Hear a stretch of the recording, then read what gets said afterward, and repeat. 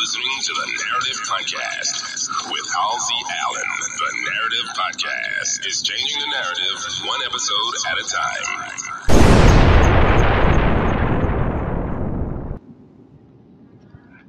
Hello, everyone.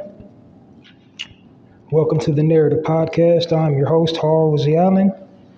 Welcome to a live edition of the Narrative Podcast. This is the home of Black positivity and reciprocity and Black progression. On this platform, what I do is I destroy negative Black stereotypes one episode at a time by providing positive frames of reference about Black people and Black culture.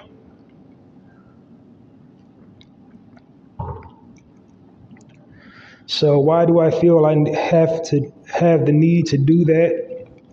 Because the liberal media weaves a false narrative about Black people and Black culture. They play up all the negative things within our culture, all the negative nuances, and they kind of pass over and skip all the positive things we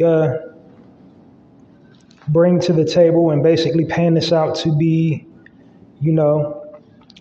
social despots and drain on the resources.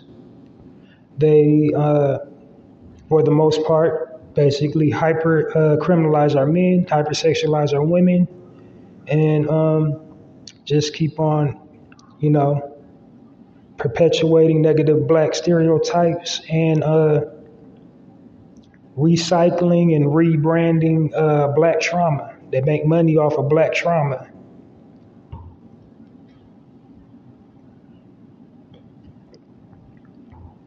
So I hope that sums it up for my reason why I'm doing this podcast, So this is a live edition. If you're new to the podcast, welcome all new people to the podcast. Welcome all my narrators. These are the people that listen to me on a regular basis and familiar with my format. So I've been doing this for about a year now. When I first started, I didn't have a format. As you see, my platform's evolving. I now got a professional sounding bumper. Have intro music. I didn't have intro music when I first started. I was just talking. So got intro music. I'm building slowly and slowly. I'm nearing my 100th episode. So give it up for me.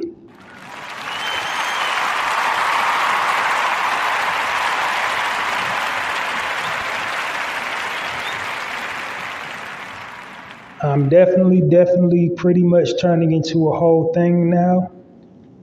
A whole lot is just rolling my way that I did not expect. Popping up in a whole lot of feeds. My podcast is becoming a thing now. Whole conversations about it and everything, popping up in feeds. Nobody just openly endorses it. They just kind of put the subliminals out in the universe that I get it. Probably people that don't listen regularly get it, but I pay attention to the subs and I appreciate the support.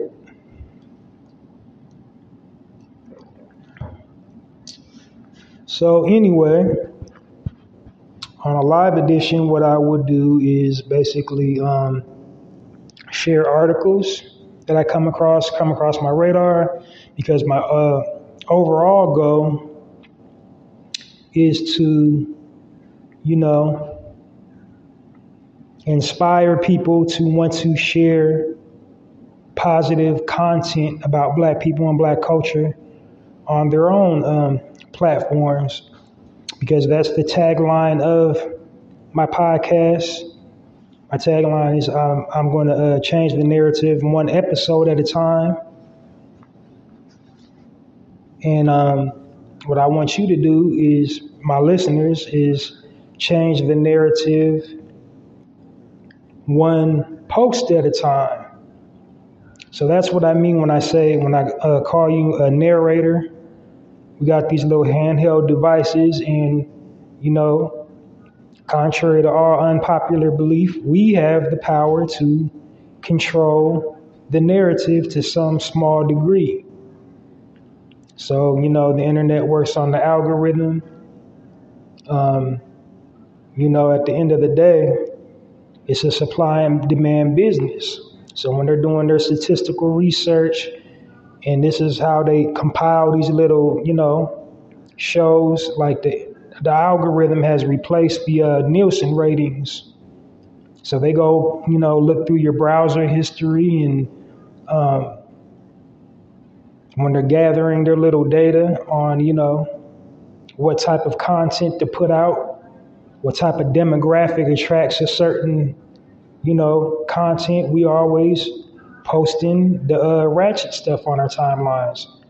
So, I'm definitely not trying to tell you what to post. I'm just saying, be conscious and aware of what you post, because within our culture, like, I'm Black, I understand. You know what I mean? Like, I get the nuances within our culture, but people outside of it don't. And it turns into are they laughing with us, or are they laughing at us type thing? And 99.999, they're laughing at us and not with us. Because there's certain things we do that no one else does. Like, only we, drag each other all up and down social media, and, pull up receipts and go back and forth on timelines. Like, basically we're becoming everybody else's entertainment for free, usually for free. We're not even getting paid for it most of the time. But the ones that are getting paid for it, that's another thing why I'm doing the podcast, because they're incentivizing and rewarding, buffoon-like type behavior. They're rewarding the stereotypical behavior, the hood stuff, the gang culture, the twerker culture, the drop it low culture. They're rewarding that. Like, they're giving them whole platforms. And it's like, the more ignorant you are, the more ratchet you are, the more money you would get, because they figure like that's what people want to see. That's how, they want to engage people. They don't want to hear like intellectual conversations. They don't want to see, the Black man and the Black woman together, united. They want to see us going back and forth with each other, at odds with each other, having baby mama drama, baby daddy drama. You know what I mean? It's like they capitalize off, our condition. And it's really, really subtle, but you can like almost set your watch to it, the types of things that they do. They play all kinds of word games. Like, they'll say underserved. They'll say little things like, this is how the high crime area. Crime's crime. There is no high and low crime area. But when they say a high crime area, you just subliminally know that they're talking about a Black neighborhood. It's like popcorn in movie theaters. They put out the trauma bait, and we gravitate towards it. And people outside of Black culture gravitate towards it and view us in a certain way. So my goal is to, show us in the correct way. Show us being leaders in the community, being pillars of the community, taking care of our families, taking care of our elders, looking out for one another, instead of always at each other's throats and always in violence. So not to be perfect, because I'm not perfect. I'm not going to front and pretend like I'm perfect. I'm not going to front and pretend like, some of these memes circulating around wasn't me like 10 years ago or 5 years ago. that I didn't think like a whole lot of them are hilarious.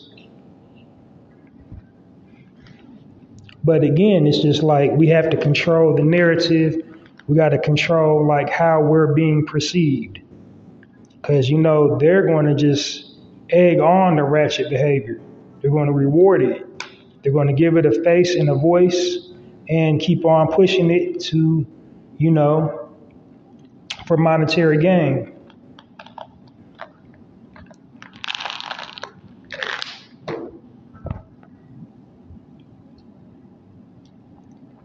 But like I said, it's a platform where I share, positive news and just, good vibes over here. I don't do gossip and,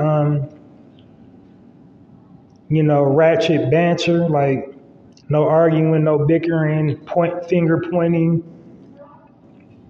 I do give my brutally honest commentary when something arises where a brother or a sister, in the eye of the public, a celebrity or a public figure got us all out here kind of looking crazy through their actions, not being, responsible about what they're posting or what they're doing, how that reflects on all of us. I will, deliver some commentary in a situation like that.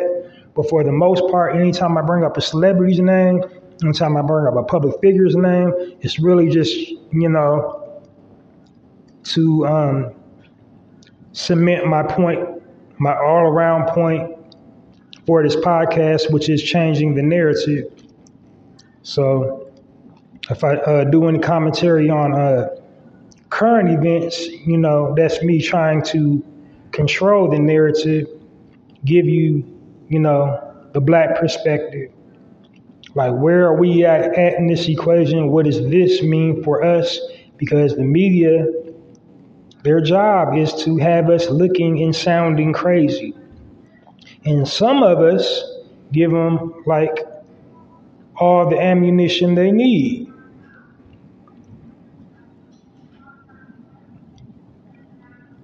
Whether it's intentionally or unintentionally. Sometimes it's unintentionally, but, most of the time it's intentional to, again, get that monetary gain, get that money. But anyway, I digress on that. I got a little too talky. I'm going to dive in these articles. Then I'm going to go down my format for the new listeners, because the narrators are already familiar with my format, my broadcasting format for a normal broadcast day. And then, I'm out of here. It's like a super nice day today. I don't got too many articles. But before I dive in, I just would like to, send a belated birthday to Queen Mother Marla Gibb. She had a birthday on June 14th. She turned 91 years old, veteran actress. Most notable role was Flo on Jeffersons. And it's been so long, I forget her character's name on 227. But she was on 227 for a whole lot of years as well.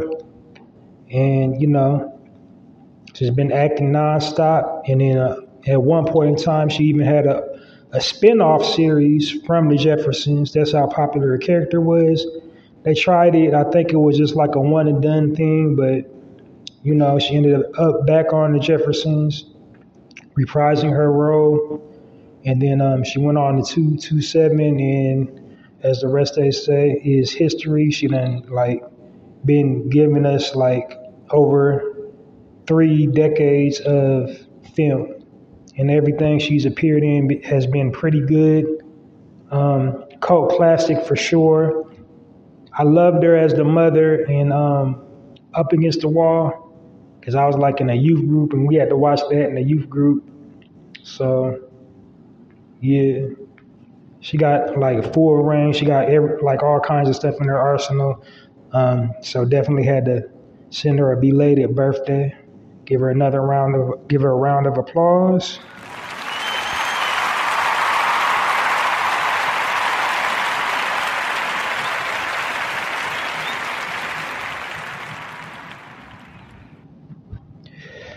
And then also, happy belated birthday. Our brother is here in spirits and in frequency. He's all around us. He has been gracing us for years with his brand of music. You know, the purple one, Mr. Prince, passed away a few years ago. His birthday was on the 7th, so giving him a belated birthday wish. Very impactful musician, songwriter in the music industry. He has been a force the whole time, from like the early 80s all the way up until he passed, late 70s, early 80s. Prince, definitely. All his films are classics. I'm telling you, he just, there's some beings on this planet destined to do certain things, and I think he came into his calling at an early age and just knew music was it. And, we reap the benefits of it. We got to, have years and years of watching him entertain us.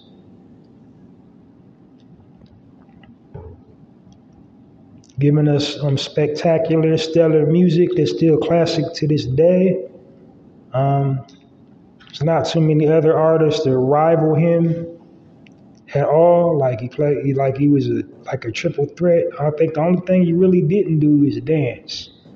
I mean, he would move on stage, but then there's moving and then there's dancing. But other than that, he was acting, he played instruments, he produced music.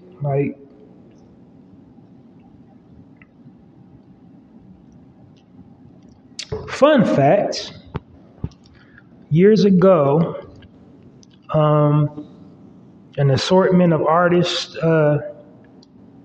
paid tribute to Dr. Martin Luther King at a project called King Day Holiday, I believe it was. It was like everybody who was hot at that time. I think Curtis Blow produced it, Fat Boys, Menudo. Who else was in it? Whitney Houston, New Edition. I think the Beastie Boys was in it. I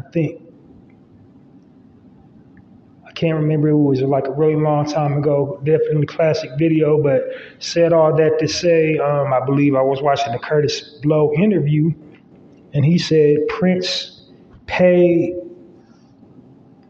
cash money for that entire production. Like the video's budget was $100K, and that was something in the early 80s. I think it was like 84, 85 when that video came out. So yeah, he's definitely always been political and, has always sounded off for the cause behind closed doors. But yeah.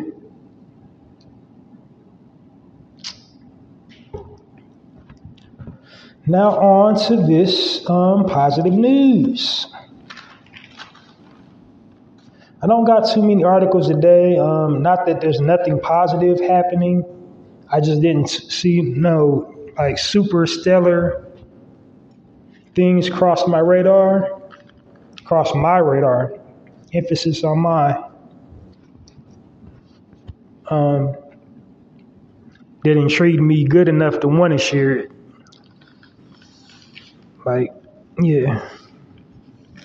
That I felt it was noteworthy to share with you all. But these are pretty good. I got some solid ones today. Okay, so first article reads, the headline reads, "This restaurant takes only donations." That was the headline of the article. And the restaurant in question was Drexel and Honeybee's Recipe in downtown Brewtown, Alabama. And the founders are Lisa and Freddie Thomas. And yeah, so just I wish I would have. Let me check. I want to plug the website where you can go to check that out.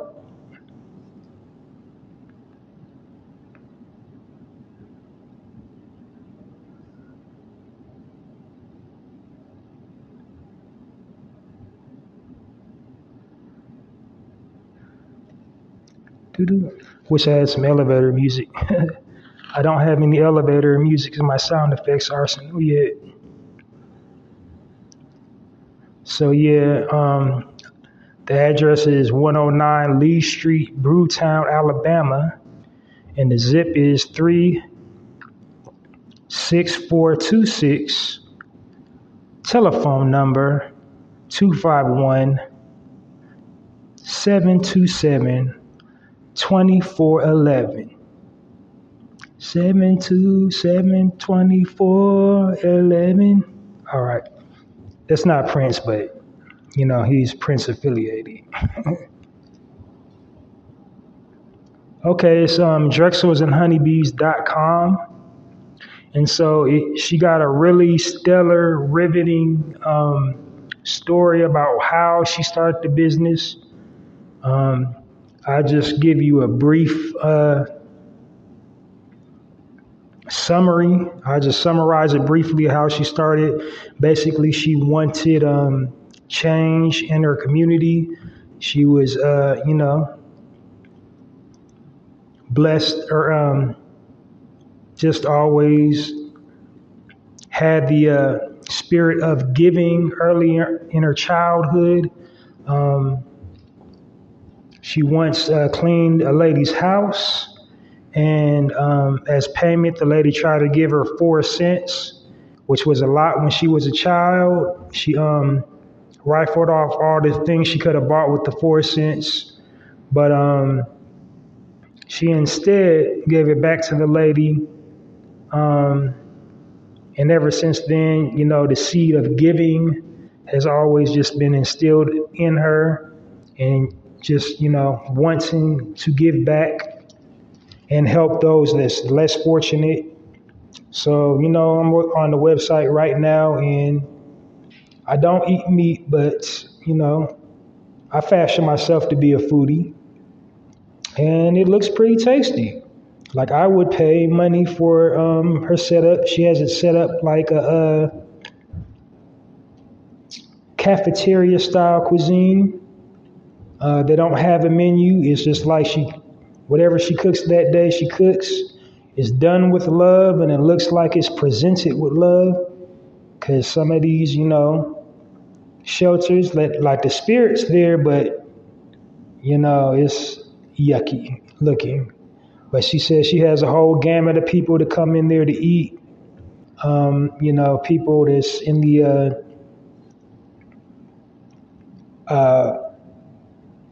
office types, coming from the Fortune 500 companies, manufacturing, warehouses, all of them come over there to get something to eat. It looks pretty good, pretty tasty in the pictures. It looks like she got a professional restaurant set up. It's a diner style, cafeteria style set up. It's down south food, so like greens, sweet potatoes, mac, that oven baked mac that we love, meatloaf, and I'm guessing any type of desserts, and not charging any money. So that's great. She's only taking donations. It also said on the website she actually went to, it went as far as Washington, D.C. to, ask them what they're going to do about the, the lack of food. Because she wanted to make change in the neighborhood that she was in. So she went all the way to D.C. and was like, just asking, like, well, what's happening? And then when she seen wasn't nothing happening, she went on and decided to go about and make change. So that's what she did. That's what she is currently doing, serving the community with love, not just for, only Black people. It's for everybody. But she is Black, and she doesn't have a lot. She's working class, but found a way to make a notable contribution to humanity. So that was definitely noteworthy, and I wanted to share that with you all. And we're going to clap it up for Drexels and Honeybees.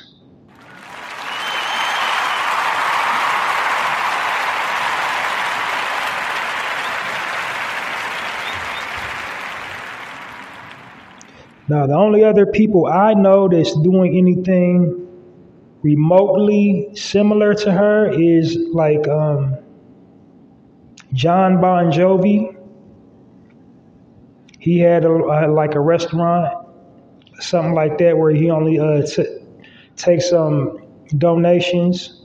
And then young Jaden Smith, he had a vegan food truck where he was feeding the needy. I believe in the power of words, so I don't say underserved or poor or nothing like that. So I think needy is a perfect way to describe that.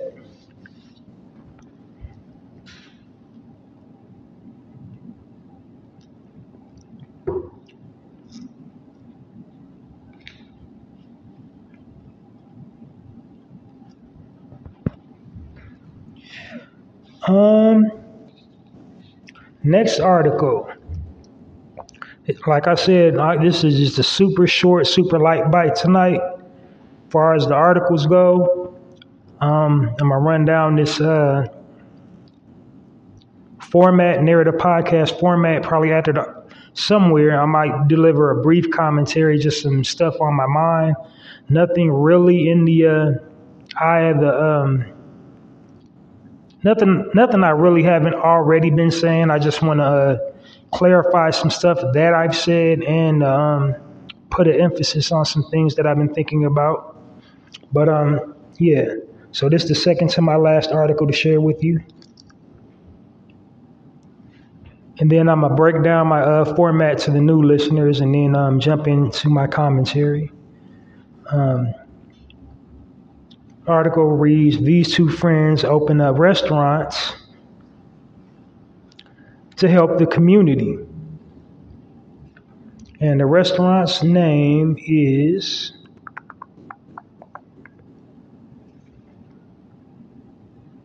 Slim and Huskies. Trying to get the website. Like I said, my lies are really random. I just compile noteworthy things that I don't think with being the liberal media, like just stuff that pops up because, what pops up is like domestic violence, gang violence, Black people living destitute, but it's really rare, far and few between that, Black people are doing good, helping themselves out and helping the community out, that we ever hear that regularly. Instead, they bombard us with all these negative images and audios. And it's intentionally done. So I think I don't want to go down that rabbit hole again. I just kind of covered that, but I'm going to reinforce it every time. the situation approaches the inserted. So basically, it was really, they formed the business out of a joke, really, because the title says it alone. One of the friends was like, his physique was husky, and then the other friend was slim. And I'm guessing, like, reading in between the lines, there's like, yo, we should get a spot. Like, we can call it Slim and Huskies. And then boom, bam, it manifests. They did that thing. Slim and Huskies was born. So their style of pizza is basically like Blaze Pizza. It's a do-it-yourself, like Blaze and what is the other one? Papa Murphy. It's like a hybrid of that. Blaze and Papa Murphy's, like the take and bake. You just assemble it there.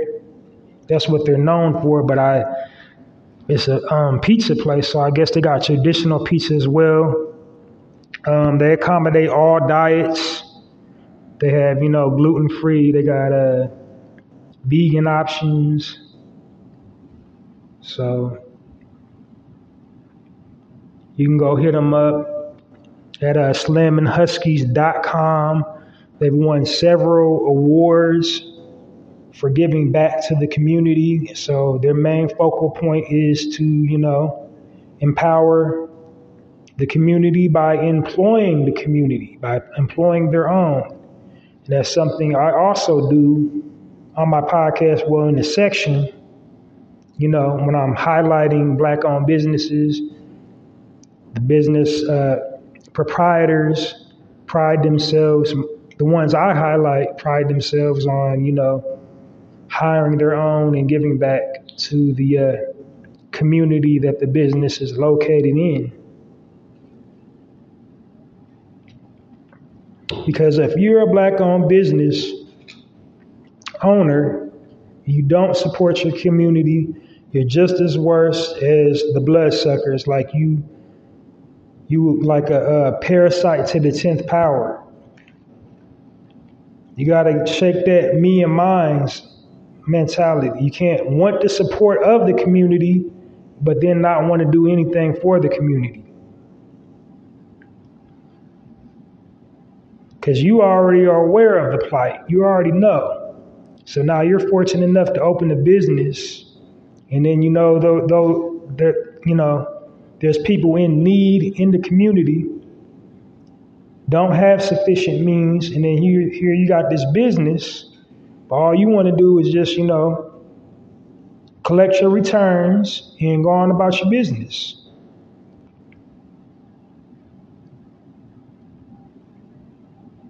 That like, if you're doing that, you the worst of the worst.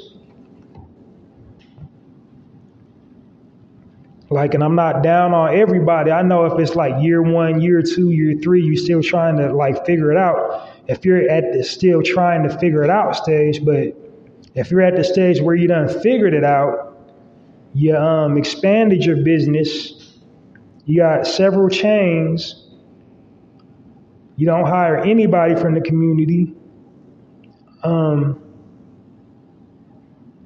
all you do is just like post on social media your loft, your mansion, your loft, your G4. Oh, I got another little fact to it. I'm gonna spring on you before I'm done plugging this though, because I just said G4, the private jet. Just something else that came across my radar. I forgot. It got lost in my notes, but I'm gonna share it with you in a second. But the address is 1016 Howell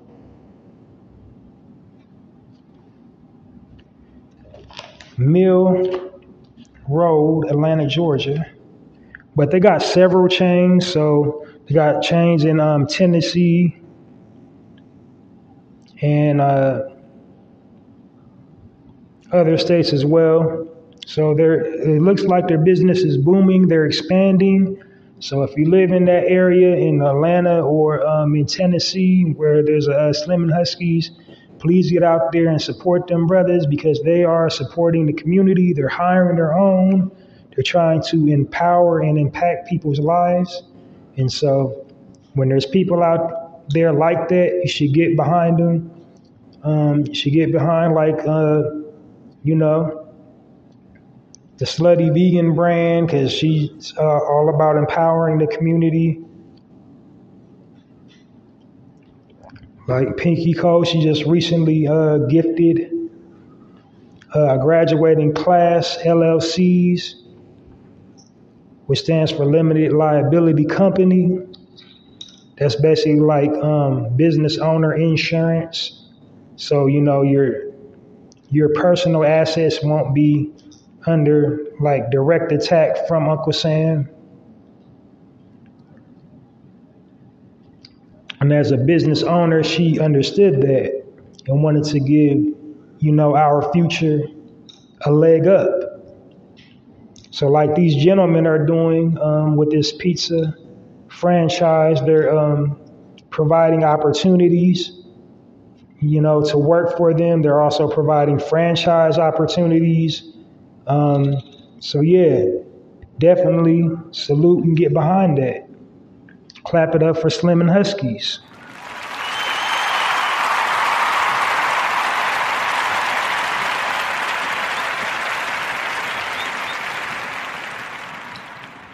All right, so here's my last article of the day.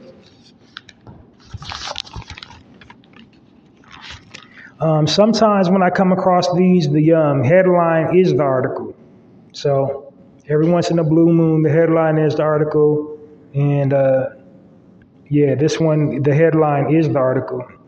And unfortunately, I don't have any more information about it. It was just like an article that popped up. It's a young brother. It did not say his name, and I Googled it. Only the picture popped up. It's just a young man between the age of 14 and 16. It says the headline says New York teenager creates an anti-bullying organization to empower and educate youth about bullying prevention. Now, initially when I read the article, I kind of laughed because I'm like, I'm a Gen Xer, so to me, that's like, when they say bullying, I'm like, that is wuss-like behavior. Like we used to roast each other like all the time. We used to get on each other's head, man, in school. It's like, if you in your 40s and you're sensitive about something, I kind of like, you should just already know all your flaws, all your physical flaws. Like if you got a big head, like, okay, you got a big head. Got big lips, got big nose, ears, like, but I guess as time goes on, as I'm learning more about mindfulness, it's something I talk a lot on my platform. Talk about mindfulness, and I talk about the power of words. They used to have an age-old one: sticks and stones may break your bones, but words will never hurt. Well, I guess, words really do hurt you. Words can actually kill you. It's just, as my knowledge is increasing, the vibration and the frequency of how you say something and the way you execute saying it can really just damage somebody's subconscious. And today's youth, I think they have it really bad, way worse than we had it because of social media. They put all their business on social media. They get these little groups and bully each other online. Like the tiny chat, they'll sit up there and roast each other and just, they throw the new element, would lock on you on the GPS, and they'll pull up and do something to you just because, they decide they don't like you or something, just they want to beat you up or something for whatever reason. So our children definitely, in that regard are at a disadvantage as far as this bullying thing goes. Because back in our day, if we had an issue with somebody, we just, if the roasting turns into a physical fight, it's like we fought and got it over with. You talked about me, I talked about you, and then I must have hurt your feelings because you got mad enough to want to fight me. And then, and it was just water under the bridge. But today, it's nonstop. They make up fake accounts. You block them, and then they make up a new account, and it be them, the same, little bully. With these cell phones, they'll sit up there and record you in an ultra rare moment, like, maybe you went to school with your hair looking crazy, or, not having adequate clothing, and they put it up all over social media, like, look at this ends, dirty, dusty shoes, or something like that. So bullying is real, is my point, and it can really hurt people. And then, like a perfect example, back in the World Star Hip Hop days, Sharkina. Some girls, if you're familiar with the Sharkina story, it started online. Some girls was bullying her, and the bullying got so bad, she committed suicide. So yeah, that at his age, he was fortuitous enough to come up with some technology to, help with the trauma of bullying.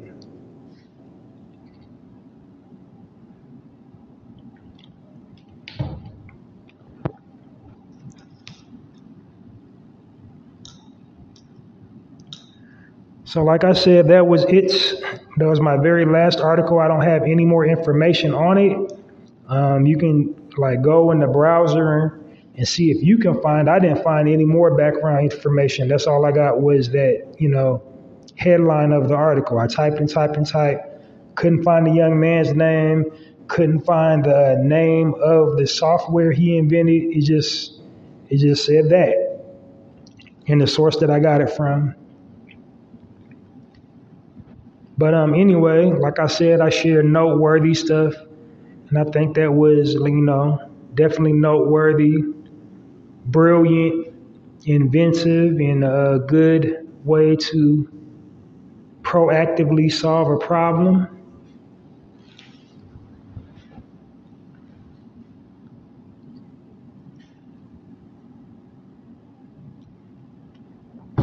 All right, so before I dive into my format, I'm breaking my format down for all the newbies.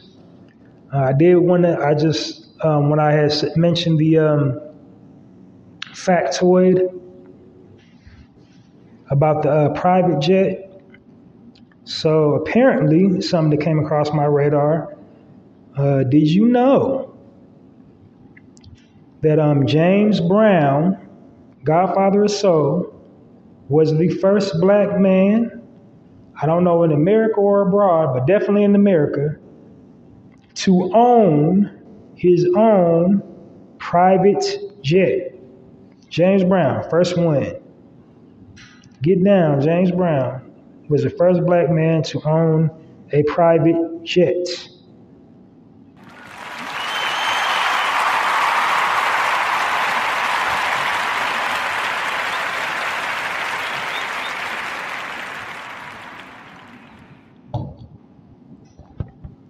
And that was all the way back in the 60s.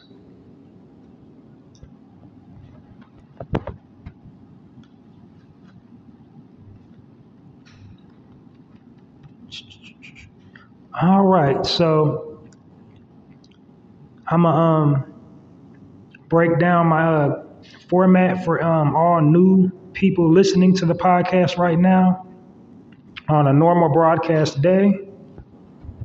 So first, I'll start off with my invite section. I break them all down into sections. Now, when I first started, I didn't have sections. I would just talk and talk and talk.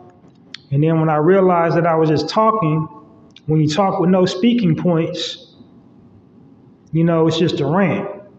It's not, verbatim a podcast if you're just talking and talking without speaking points. So I divvied my podcast up into speaking points, my normal broadcast day. So I start off by, pinning an open invite to any Black-owned business owners for free promotion to hit me up.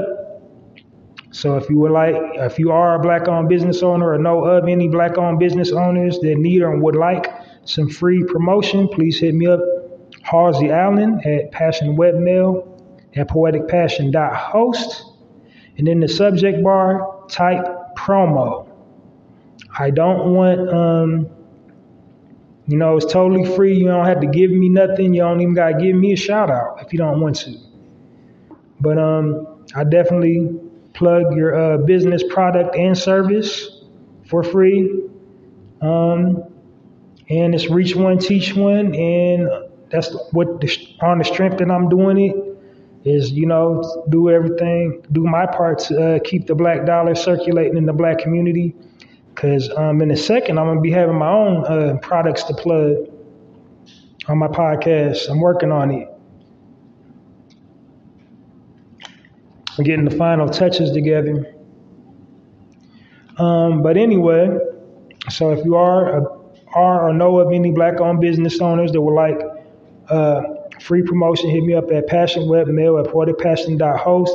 And in the subject bar, be sure to type promo. In the body of the email, tell me a little bit about yourself, your product or service. So a brief bio about yourself and a short summary of your business product or service. Be specific as possible, like if you have a physical location, the address, your telephone number, if you got a business got a telephone number, your email address, your website, and then as far as like the brief bio about yourself, that's for your benefit because people are more apt to spend their money when they have a sense of familiarity with the person that they're purchasing the product from. That's why these scripted reality television shows are so good for recording artists, like, because the fan wants to be inside their world so bad. So when they do them little, the reality television shows, their little brand goes up, their brand recognition. They buy their little albums and whatever else because, they got a sense of familiarity. They watch them on the TV, they watch them in a, ultra rare moment. So, that's for your benefit to tell me a little bit about yourself.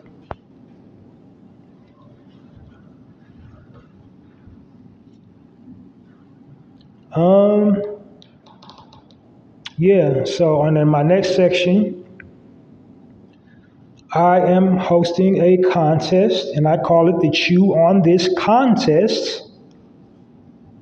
And the Chew on This Contest is at same email address at passionwebmail at poeticpassion.host. And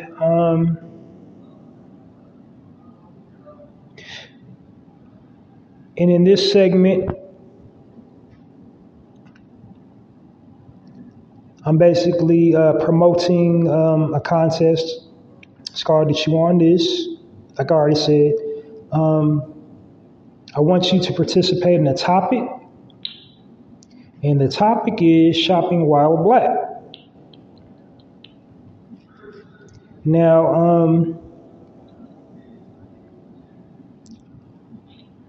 all I want you to do is just, share your most recent shopping while Black experience. And the reason for doing it is a couple reasons. One, to connect with you all.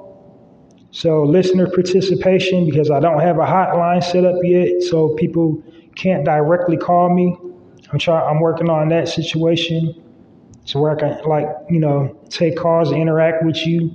I'm also in the works on transitioning from audio into video, maybe like a YouTuber something, or start doing TikToks.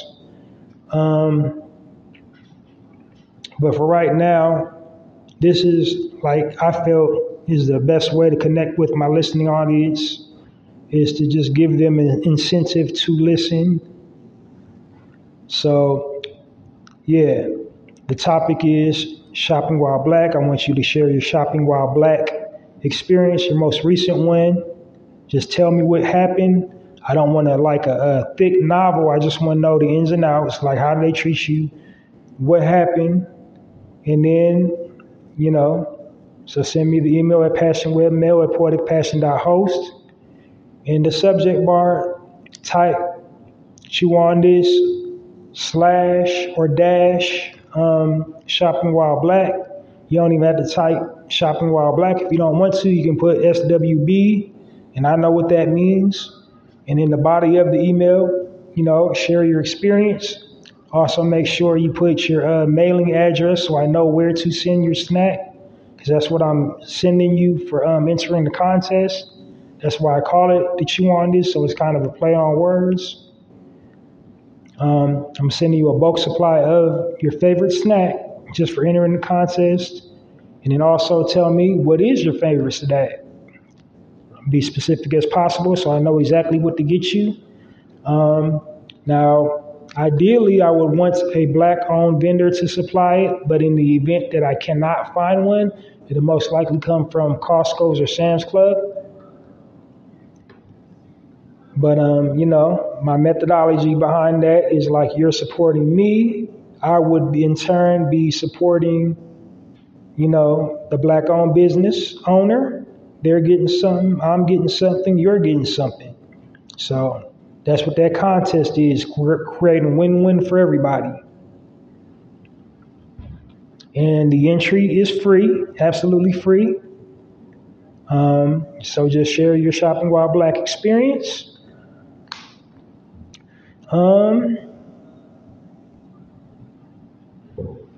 Your mailing address, and what type of snack do you want? Boom, bam, that's simple.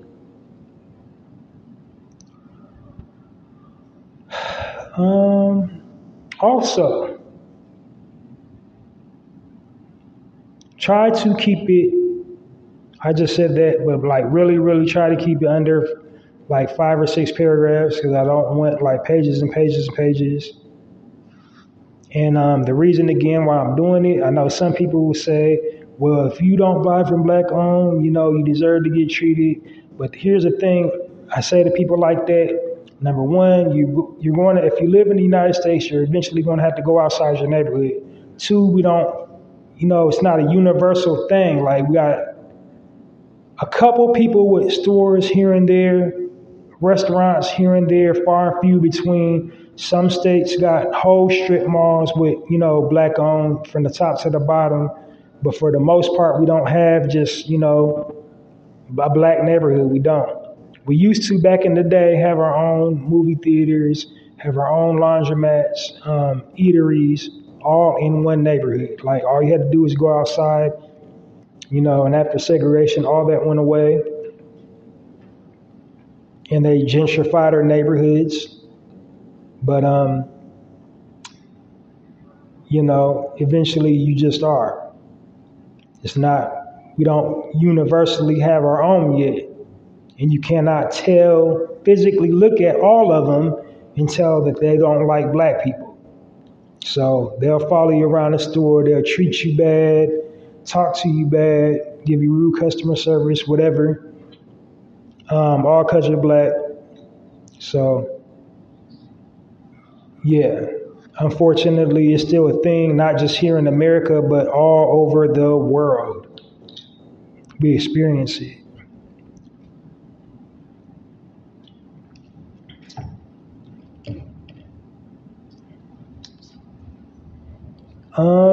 So after that, the shopping while black experience.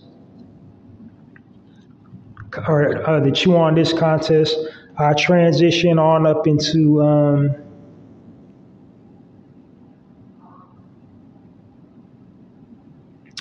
what is it? Chew on This. Okay, highlighting black-owned businesses. Had a little brain fart. My bad. I highlight black-owned businesses. Just like I said. The purpose of that is to highlight and showcase entrepreneurialism, the types of black-owned businesses that I highlight are black-owned businesses that hire their own and empower and impact the community.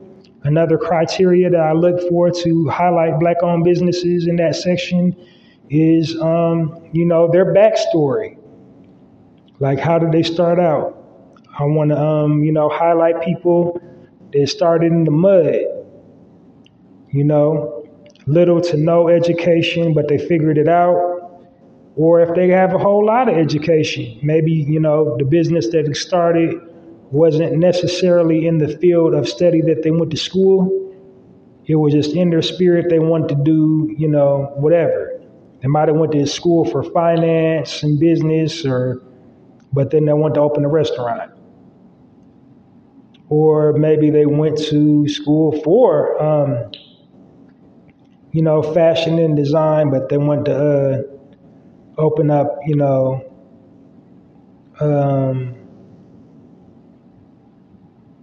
do interior decorating. I mean, it's kind of the same, but they're not really. But I'm just trying to give you an example of the type of people I want to, highlight. Just people that basically sat down and figured it out. It's like, I want to do something. Bam, I'm doing this. And then also, do some type of philanthropy, some type of giving back, hiring their own, empowering, impacting the community, giving the community anything the community might do. So, like, in addition to, running the business with their profits, they pay into, a nonprofit charitable organization. They help the community. They feed the homeless,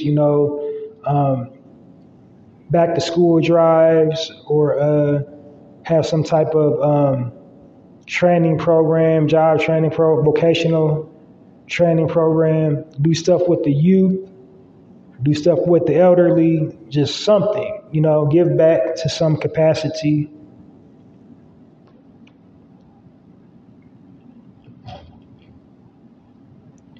And then also, my final criteria is they align with the theme.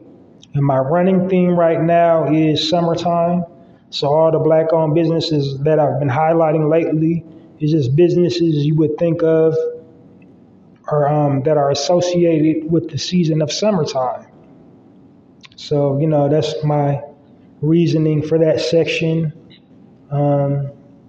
Nothing super complex. I usually have, 3 to 4 of businesses that either meet all of them or at least 1 or 2 of those criteria that I just rifled off.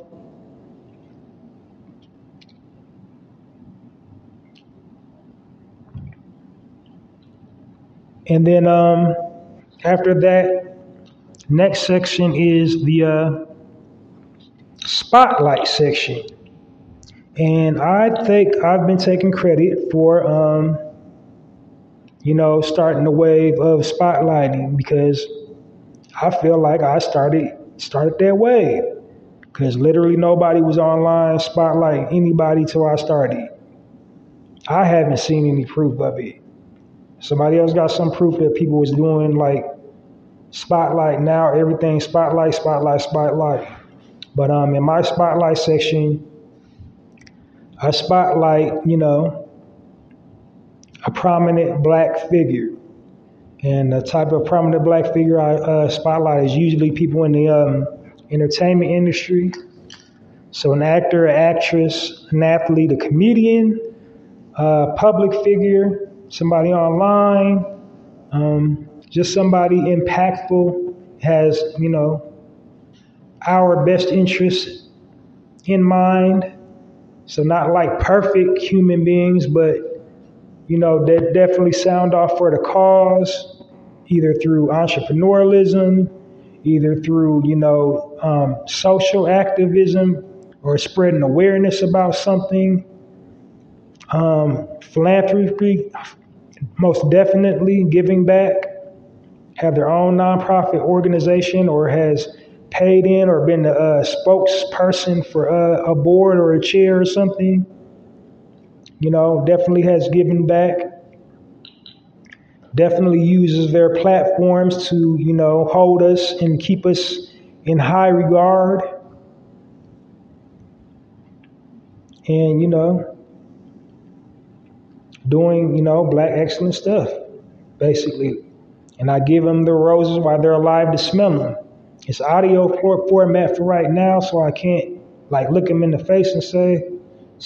But the way this internet makes the world smaller, so my platforms are growing. I'm hearing more and more narrative podcast references, so I'm making a big splash and impact. Like I said, I'm catching all them subs. So thanks for the support. I would really, really appreciate just the straightforward support, but I'll take the subs.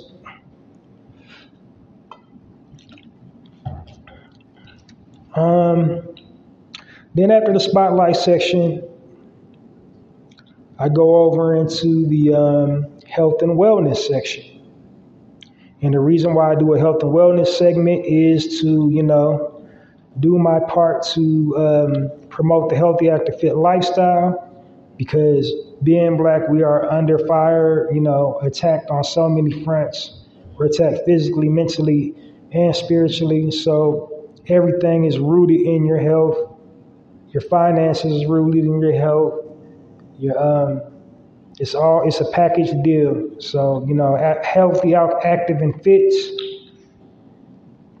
That's what I want to promote. And then also, because, if your weak immune system weakens, you will be privy to that thing. If you go to that hospital, they're going to say you got that thing, period. They're not even going to check for nothing else, especially if you don't have insurance.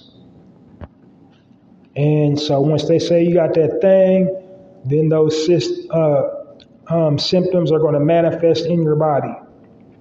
So the tips I usually give is just the health benefits of a fruit, plant, vegetable, or herb. Some type of exercise, some type of mindful breathing, some type of physical exercise you can do to, again, maintain a healthy, active, fit lifestyle and be disease free.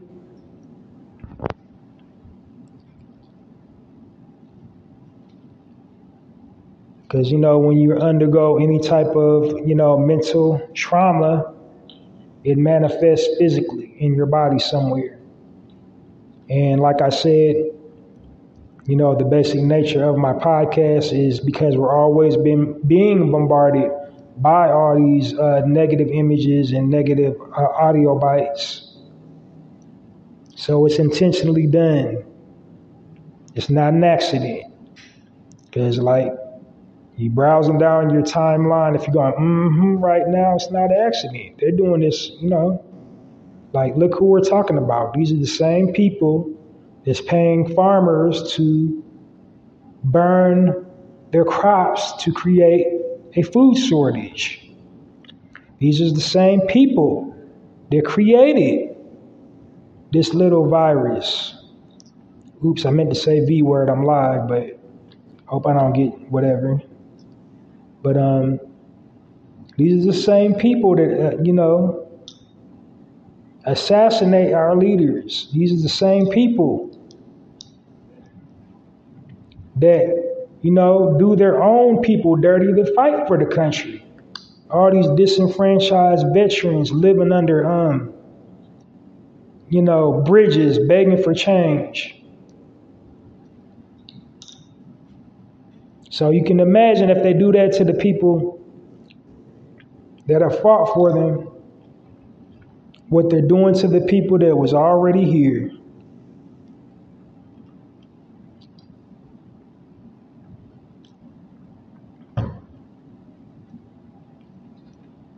So, to spread that misinformation, to spread division, to spread strife via the airwaves, that's light work to them.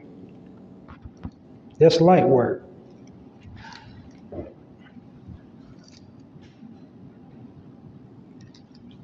And they use this, programming and conditioning very, similar to, how restaurants do their color schemes to, create hunger.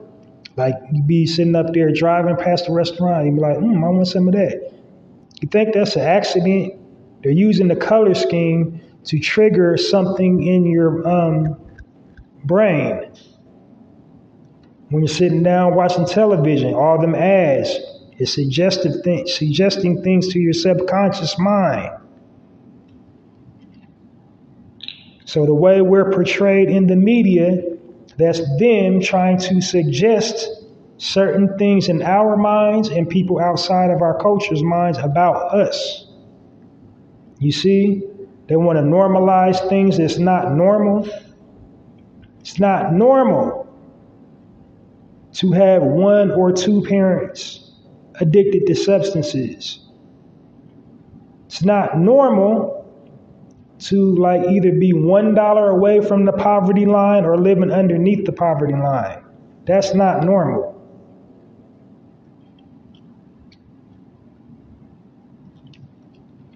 It's not normal about a whole lot of the conditions that we have within our culture. But they, programmed and conditioned us into making us believe that's normal.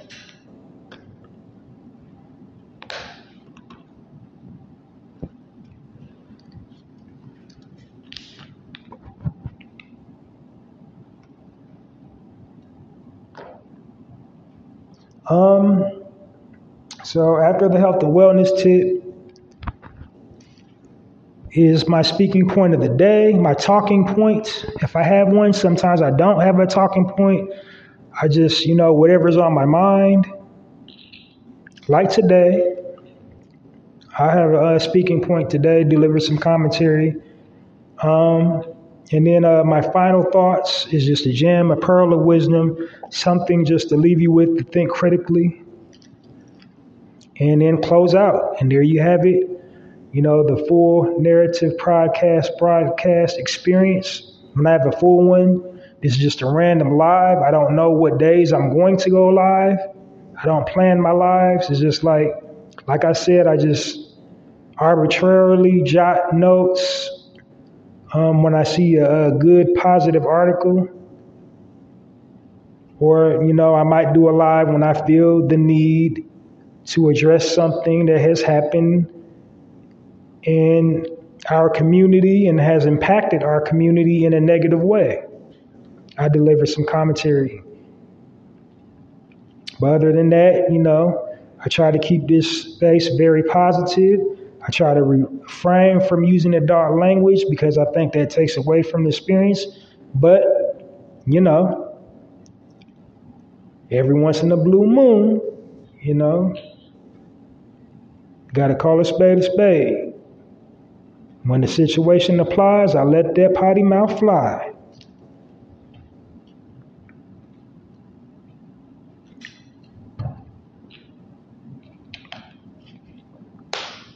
All right. So, that's my format. New people listening to the podcast. So today's commentary is just to clarify some things I don't feel like I was, that I didn't make clear, because originally I had a little fiasco, had some technical difficulties when I was recording my last broadcast. They said my microphone shorted out, and it was not my microphone on my end. I just didn't want to take responsibility. This is a service I'm paying for. But anyway, so I was a little irritated when I had to redo it again on the following Monday. I didn't just do it Sunday, another part 2, because it was like 20 minutes missing from my original broadcast. it was just all static. All you heard is for the last 20 minutes. And then I had to go, redo it on Monday.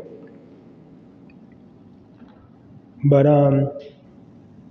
so it's kind of halfway my fault, because I usually, after I'm done recording, I listen to them, and I didn't listen to it that day. I just uploaded it and I didn't listen to it all the way through. But anyway, I was talking about reparations, and I just didn't want it to seem as if I was shocked or creating or suggesting, that we need the supports from people outside of Black people to help us. So I want to clarify that ain't like expecting other people to help us, but my overall point, what I was trying to drive at, is like, if we win, everybody wins to a small capacity.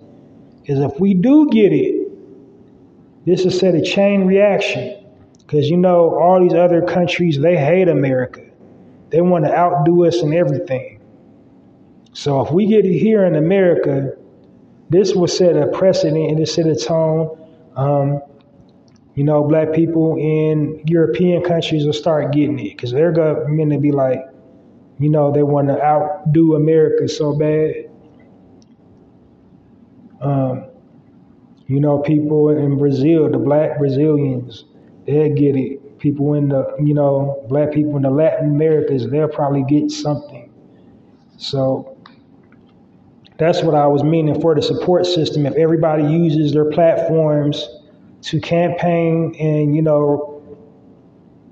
acknowledge that, our government owes us, that it's not a handout, this is a debt owed, and it's not just for slavery. It's for, slavery is the big part of it, but it's also for the civil rights. It's also for the, going everything that after slavery all up into now. You owe money for that. Like, we literally built this country. All these inventors that they say invented this, they invented that. All these people that got all these credit for inventing things, all lies. Slaves invented like almost 100% of every modern day invention that we now have today.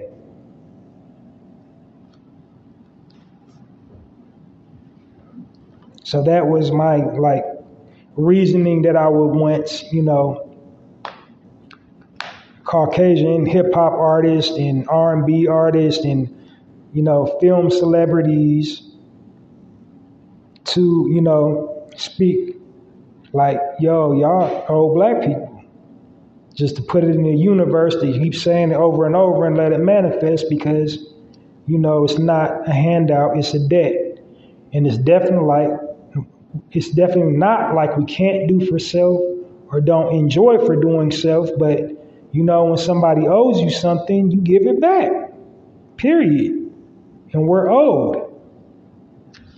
It's not like we're crying about it, but at the same time, like when somebody owes you something, you don't just be passive about it. If you passive, you ain't gonna get it. Like, you ain't showed no sense of urgency that you want it, so I ain't gonna give it to you.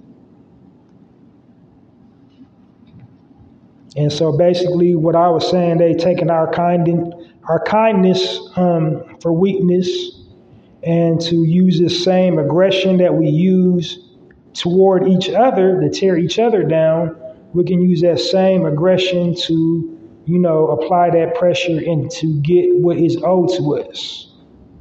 Because the programming and conditioning within us is so ingrained, we actually believe that they don't really owe us. We like, oh, well, like, I wasn't alive when it happened. We just really passive about it. Like, they ain't never going to give it to us. Ain't no sense to keep on talking about it.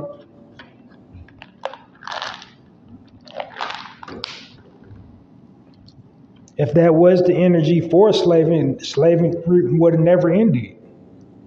I mean, technically it didn't. It just took a new form, but the slavery that we see in the movies and reading the books, that would have never stopped. Had we had the attitude then that we got now. That's all I was really saying. It's not about being perfect on this platform. I ain't no stretch of perfect at all. I don't portray to be perfect or,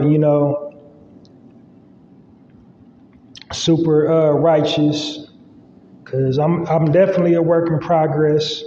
But so when I say we need to work on things on my platform, just know that it's a given that I'm included in that equation. When I say we, I mean me too. I just got through highlighting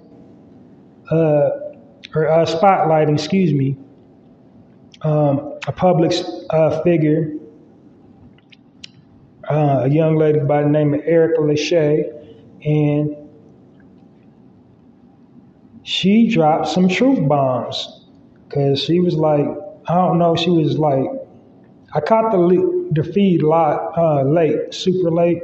Like I woke up like super early in the morning just for some odd reason. But so you know how it be when you're on your phone just kind of scrolling, just arbitrarily scrolling. So I was arbitrarily scrolling, and she was like, she had saw something that upset her.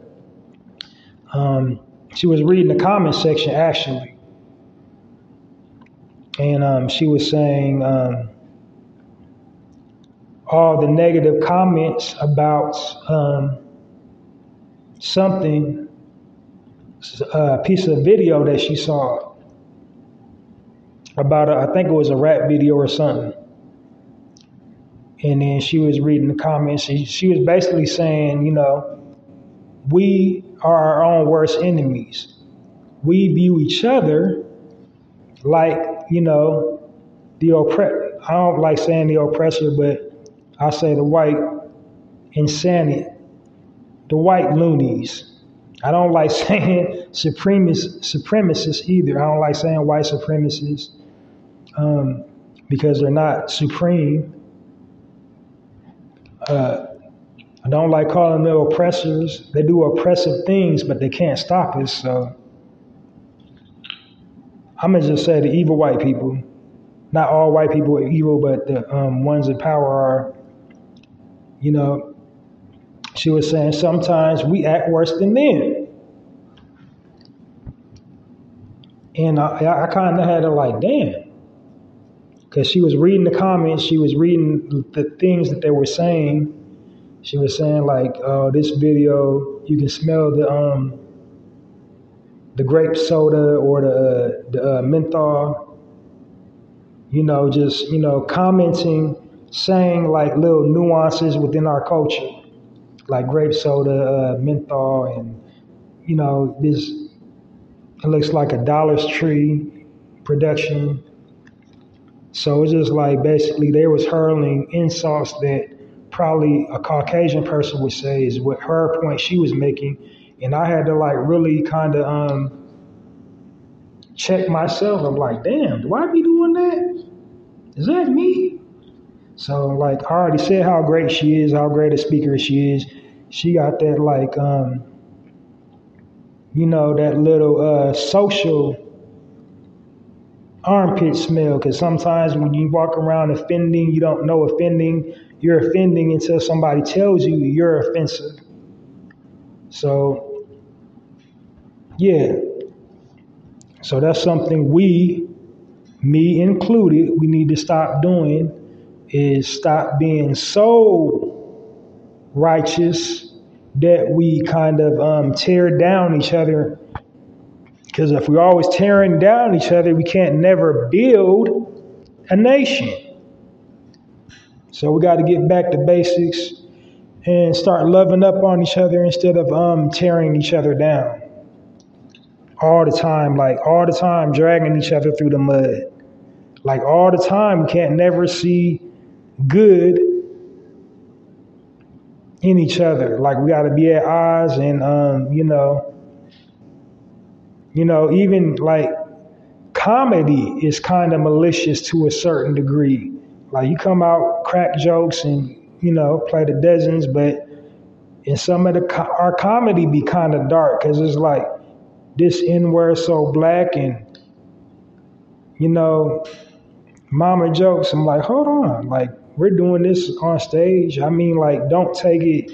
It's comedy. You're supposed to be able to have the ability to laugh at yourself, but it's like, what are we laughing at sometimes with some of the stuff. So not that I'm a stand-up comedian aficionado or nothing like that, but just sometimes I think we really be ODing on the negative stereotypes. And sometimes I think we be ODing on the judgmental. Because when I say my tagline is to destroy negative black stereotypes, I kind of don't mean like, okay, because I always say twerking and everything and all that. Like, by no means I think if a female twerks that automatically makes her a whore.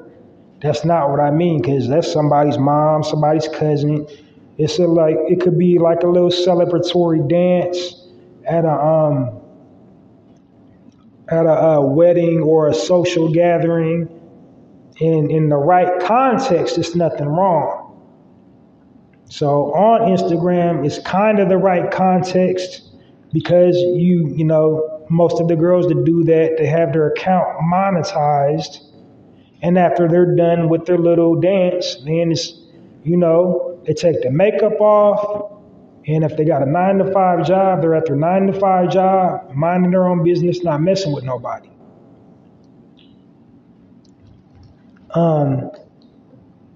Yeah.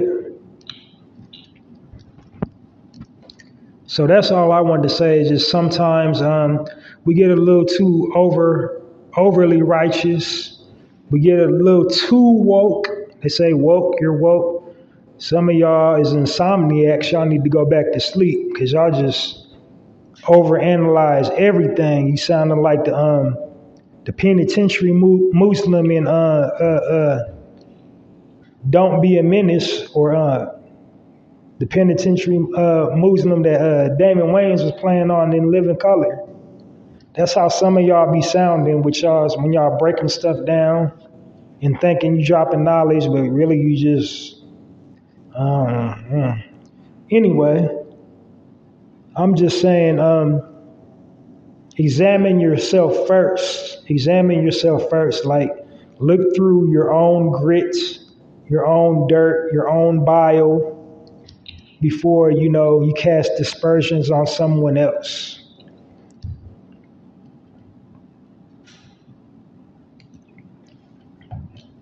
Because we all got flaws. We're all not perfect. But one thing's for sure, 3 things for certain. We all are one. We all are family. We all have melanin. We all are bonded to this planet.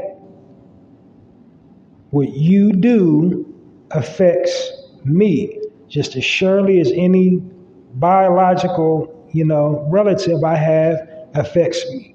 So when I got a relative or a loved one not operating at 100% and I'm not doing my part, if I ain't gave them nothing to, help elevate them, but then I'm talking about them, you know what I mean? So like, what's that make me? And a lot of us do that.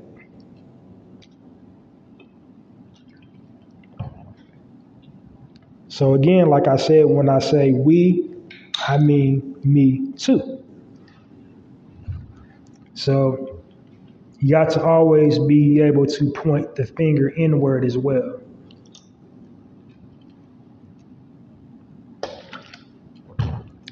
But that'll do it for this live edition of the Narrative Podcast. I went way over an hour. It's just supposed to be a super light bite.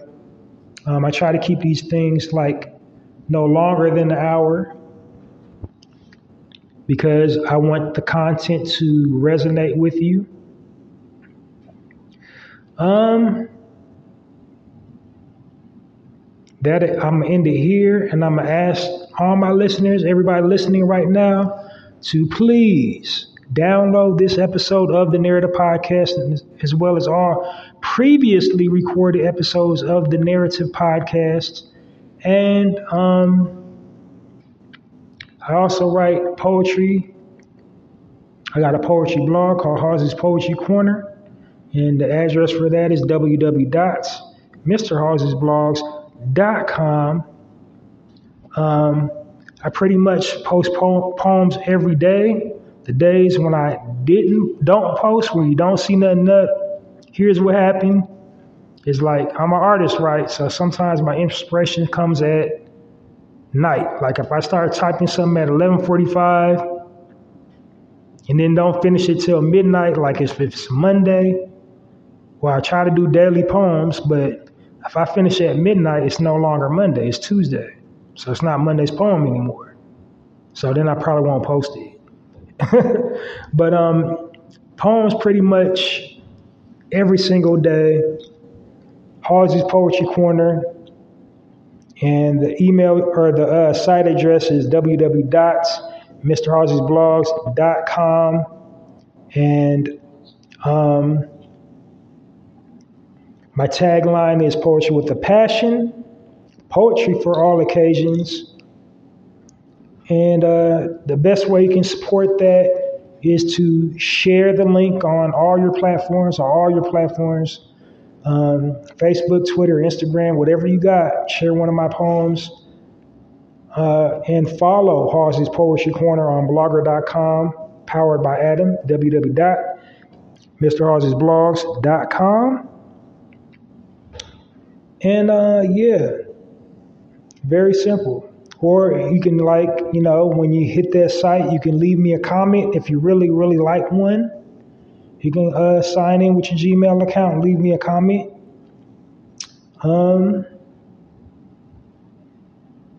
Yep, and I'm working on tons of projects, and I'll let you know when all my projects are in the completion stages, where you can go to support, how you can support.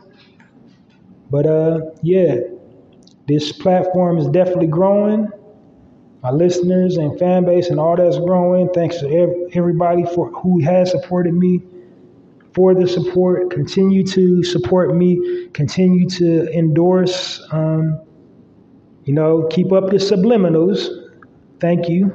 But if you really just want to be blatantly say you listen to the Narrative Podcast, that'd be super great. But that'll do it for this edition.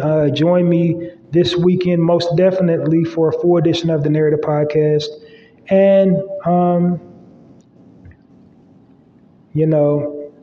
always tune in regularly because, like I said, my lives, I don't never know what day I'm going to go live. I don't be knowing, but, definitely tune in for just to see when I'm going live, what I'm talking about. And my lives is usually during the weekday because my full episodes are on the weekend. So, just always tune in. It's always going to be a treat on the Narrative Podcast. And make sure it's hosted by me, Halsey Allen, because there's like 50 million Narrative podcasts out there. So this one, Narrative Podcast, hosted by Halsey Allen. Download that one. Lots. Share it. Lots. Like it. Lots. And my podcast to keep on growing. And you know how it do. I can bring you better content. The clarity, the pitch and the clarity will be better. I can start bringing on guests. I can transition into video, all that. So keep supporting me. Keep downloading it. Keep on, just putting it out in the universe. And watch this thing, manifest. Because, I'm almost 100 episodes in now. All right, so the Narrative Podcast, Halsey Allen signing off. Y'all have a great rest of your day or evening, and I will catch you this weekend.